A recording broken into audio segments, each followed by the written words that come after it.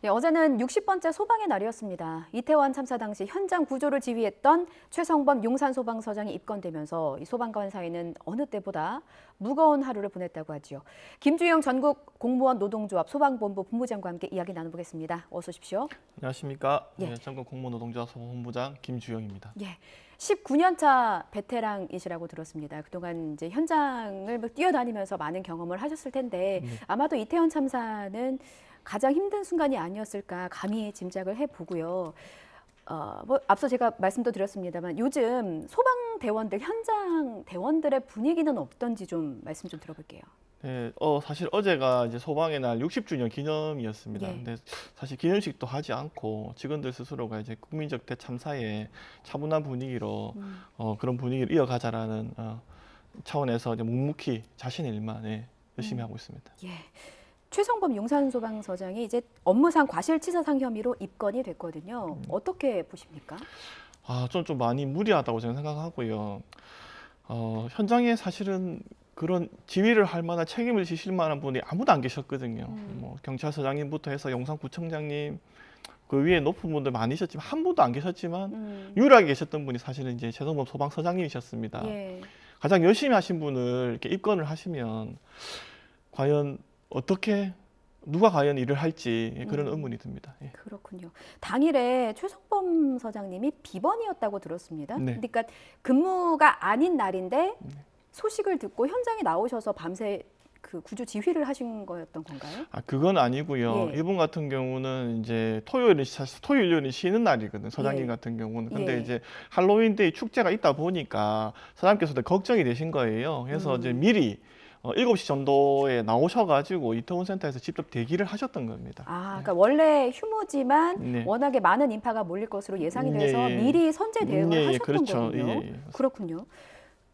밤새 브리핑을 진행을 하셨고 네. 시청자 여러분도 이제 사상자 수가 점점 늘어나면서 손을 좀 덜덜 떠시면서 그렇게 브리핑을 진행하시는 모습을 보고 사실 격려의 글이 많이 쏟아졌습니다. 그런데 이제 입건 소식을 듣고 나서 분노하는 글들도 쏟아졌거든요.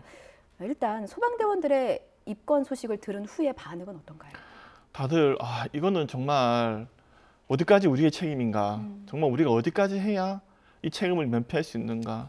쉬는 날에도 불구하고 자기가 나와서 열심히 일을 했고 예. 그리고 현장에서 가장 열심히 밤새 브리핑도 했고 사실은 지금까지도 제가 알기로는 용산서에서 계속 자택에 들어가지도 않고 대기를 하고 계신 걸로 알고 있거든요. 지금도 지금도 제가 자택에 안 들어가시고 서에서 계속 대기를 하시는 걸로 알고 있습니다.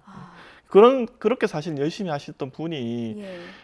이제 이런 일을 다 겪다 보니까 직원들이 많이 격양되어 있고 이게 정말 꼬리 자르기 수사 아니냐 이런 너무 정말 힘없는 소방 조직이 책임을 묻는 것이다.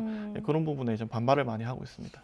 압수수색 영장을 보면 소방 대응 2단계 발령이 30분 늦어졌다. 네네. 그러니까 최성범 소장님에 대한 그 영장 사유입니다. 그런데 이 영장 사유를 전해 들은 최 소장님의 반응은 어떠셨습니까? 제가 볼 때 30분이면 충분히 사실은 이제 인정할 만한 시간이었거든요. 이분이 사실은 현장에 도착을 하셔가지고 몇 분 걸리지도 않으셨어요. 현장 도착하시는데. 근데 이제 인파가 너무 많다 보니까 이제 앞뒤 상황을 확인해야 되지 않습니까? 지휘관이면은 그냥 단순하게 대응 2단계를 거는 것보다 현장의 상황을 좀 지켜보고 이제 어떤 상황인지 확인하려고 이제 가려고 하는데 인파가 너무 많다 보니까 사실 시간이 좀 소비가 되었던 거거든요. 그래서 대응 단계가 1단계는 사실 바로 걸었고요. 예. 이제 2단계에 대한 부분이 있는데, 근데 이미 전 소방력이 서울시에 있는 전 소방력이 사실 여기 이태원으로 출동을 하고 있었거든요. 예. 그래서 이제 그런 부분은 좀 무리가 있지 않나 이렇게 판단하고 있습니다. 그러니까 현장에 도착한 소방대원조차 운집한 그 인파 때문에 네. 그 현장 안에 들어가서 실제 상황을 보기까지가 네. 그 시간이 쉽지가 않았던 이런 맞습니다. 말씀이신 거죠? 실제로 구급차도 출동하는데 시간이 좀 많이 걸렸던 게 교통 정체 때문에 그렇고요. 불법 주정차 차량도 많았다고 맞습니다. 하더라고요. 일단 그리고 서장님도 현장을 확인하는데 인파가 너무 많다 보니까 밀려서 뒤로 확인했다더라고요. 그렇군요. 이게 일부 경찰 안팎에서는 현장 구조 책임자 처벌은 좀 무리수다 이런 지적도 나오고 있다고 합니다. 그러니까 뭔가 그 구조 현장에 대한 설명을 조금 더 시청자 여러분께 이해를 할 수 있게 조금 더 설명을 해주시면 좋을 것 같아요. 그 현장에 출동을 하면 어떤 상황들이 좀 펼쳐지는 겁니까? 일단 지금 이태원 관련해서는 좁은 골목이지 않습니까? 예. 단순히 앞에서 보면 그 참사의 인원이 몇 명이 안 되는 걸 사실은 확인할 수도 있었거든요. 그래서 예. 이제 앞 상황으로서는 도저히 이게 판단이 안 되니 뒤쪽 상황을 확인해야 된다. 그리고 이제 뒤쪽 상황을 정리해야 앞쪽 상황이 정리가 될 것 같다는 판단을 하신 거예요. 그래서 예. 이제 그렇기 때문에 이제 그런 현장 확인에 대한 부분이 좀 시간이 좀 많이 걸렸던 것 같습니다. 그렇군요. 어쨌든 일선 현장에서 최선을 다하셨고 이런 부분들을 전 국민이 밤새 실시간으로 지켜봤기 때문에 네네네. SNS를 비롯해서 소방본부 홈페이지에도 격려하는 글이 쇄도했다고 하는데 이런 글들 보고 대원들에게 좀 위로라고 하면은 너무 좀 거창할까요? 좀 위안이 되고 있습니까? 이제 나름의 보람을 느끼는 거죠. 사실은 저희가 저녁에 사실은 저희 주말도 없고 저녁도 없는 삶을 살고 있지 않습니까? 네. 1년 360을 항상 이제 근무를 서고 있는 상황인데 그런 힘든 그 순간에도 이제 국민들의 위로가 저희가 큰 힘이 되거든요. 예, 그래서 이제 그 힘을 받고 저희가 또 열심히 일을 하고 있는 그런 상황이죠. 그렇군요.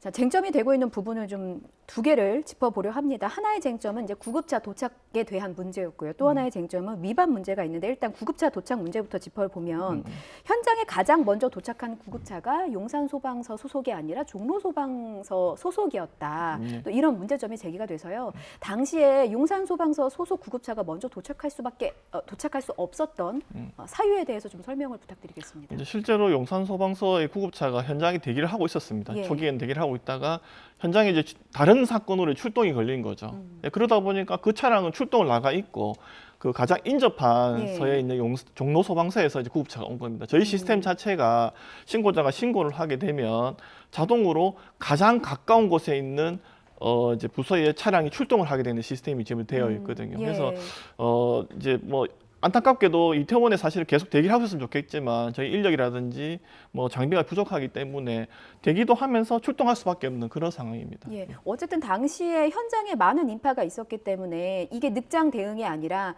선신고에 대한 조치 먼저 하다 보니까 이제 종로소방서 소속 구급차가 먼저 도착했다 이런 네, 설명을 좀 맞습니다. 불가피한 상황이었다라는 네, 맞습니다. 설명이시고요.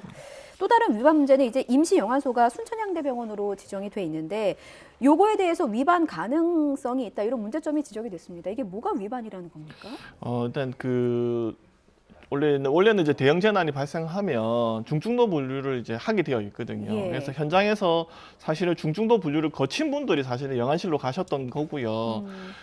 이제 그 과정에 좀 설명을 좀 드리자면 이런 대형 참사가 일어나면 사실은 살아계신 분들 먼저 이제 구조하는 게 저희 역할이거든요. 예. 그래서 이제 그분들을 먼저 구조하고 이제 안타깝게도 이제 그런 좀 상황이 안 좋으신 분들은 옆으로 이제 사실 좀 빼게 되어 있습니다. 그래서 이제 그 언론이라든지 보도 많이 되셨지만 그 길에 이제 일자로 쫙 누워 계신 분들 있지 않습니까? 그런 분들 사실 거의 다 사망하신 분이었거든요. 그래서 이제 제가 알기로는 11시 20분쯤에 재난의료지원팀이라고 하는 디맷이 이제 현장을 도착을 해서 이분들은 이미 사망하신 분들이다라는 판정을 내리셨고요. 근데 사망한 분들을 길가에 또 쭉 이렇게 해놓으면 사실은 사실 또 다른 비난이 좀 발생할 수 있지 않습니까? 예. 이제 돌아가신 분들을 차가운 바닥에 방치했다라는 그런 비난을 받으실 수 있기 때문에 저희가 응급실로 이송한 게 아니고 영안실로 모셨던 겁니다. 그렇군요. 궁금한 것은 현장에 투입됐던 소방대원 분들의 트라우마가 좀 심각할 것 같다 네. 이런 생각이 듭니다.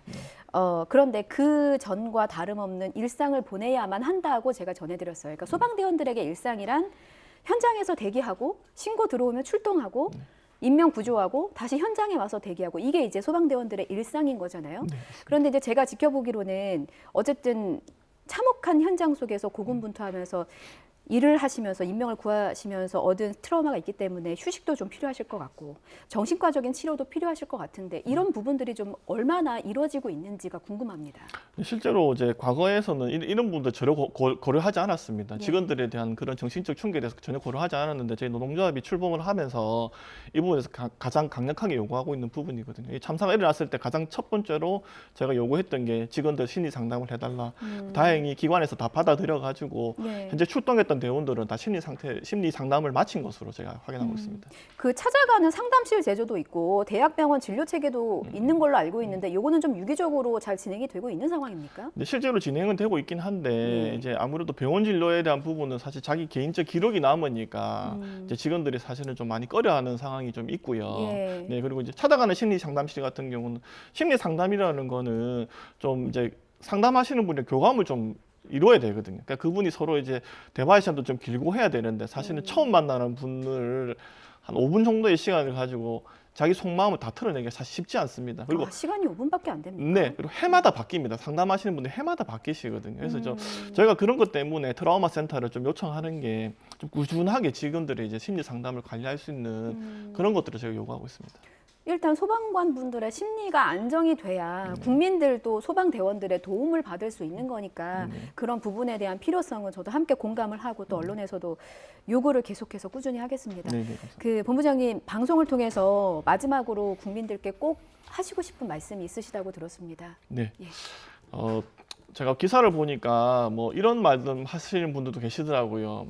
뭐 이태원 참사 현장에 국가는 없었다라는 말씀을 하시는데 저희 소방이 국가를 대표해서 이태원 현장에 있었습니다.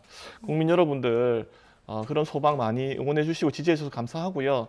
저희는 묵묵히 오늘도 현장을 지키도록 하겠습니다. 네. 예. 그 뭔가 그런 말씀이 굉장히 가슴에 좀 울림이 남았습니다. 단 한순간도 걷지 않았다. 네, 늘 언제나 뛰었다. 이런 말씀을 항상 명심을 하면서 언제나 국민들 곁에서 많은 인명을 구해주셔서 너무 감사드리고요. 앞으로 진행 상황을 좀 지켜보겠습니다. 오늘 멀리서 오셨다고 들었는데 아침 일찍 너무 감사드립니다. 네, 감사합니다. 예, 말씀 여기까지 듣겠습니다. 고맙습니다. 감사합니다.